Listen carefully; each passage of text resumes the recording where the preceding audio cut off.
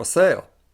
If you haven't seen the previous videos in this series, watch them first and what follows will make a lot more sense. Now, we're up to the famous rune thorn, which many of you may know as the equivalent of the Latin th sound that looks like a y.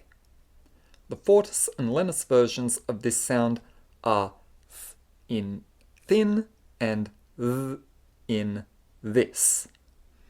Although we use both, English has never distinguished these sounds in writing.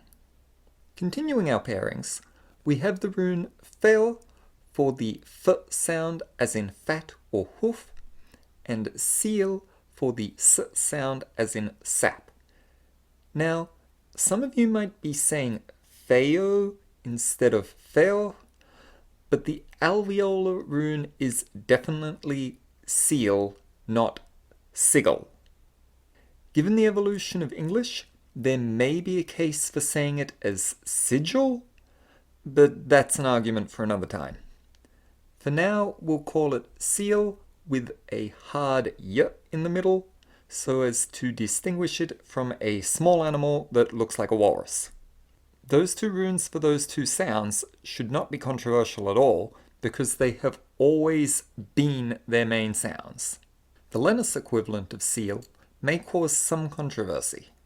It is, of course, the z sound, as in zap, buzz, or zoom. Now, most of you probably know that the Anglo-Saxons conflated those sounds, and consequently, they always used seal for both of them.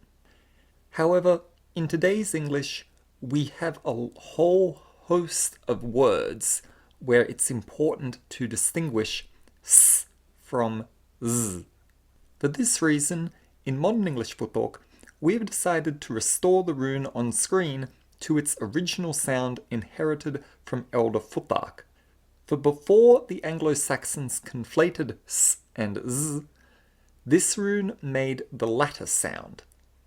As for its name, there's a bit of debate, but it's likely its original name was hard to pronounce. A lot of people call it by its presumed meaning. As a compromise, we've decided to follow Hurlebet's lead by calling it Elks. As for the Lenis equivalent of feo, again, the Anglo-Saxons did not distinguish it from the Fortis sound. Initially, we weren't going to either, but that idea met with significant resistance, and it is fair to say that although the number is smaller, there are a lot of modern English words where it is important to distinguish f from v. To stay within the Anglo-Saxon tradition, we've decided to use the double feo bind rune for the Lenis fricative v, as in van. Note that it is not a distinct rune in its own right, but rather a special form of the rune feo, written as a mirrored bind rune on its stave. Although technically a digraph, it behaves as a cluster. At this point, if you're feeling overwhelmed, feel free to pause and review. When you're ready, let's move on to approximants.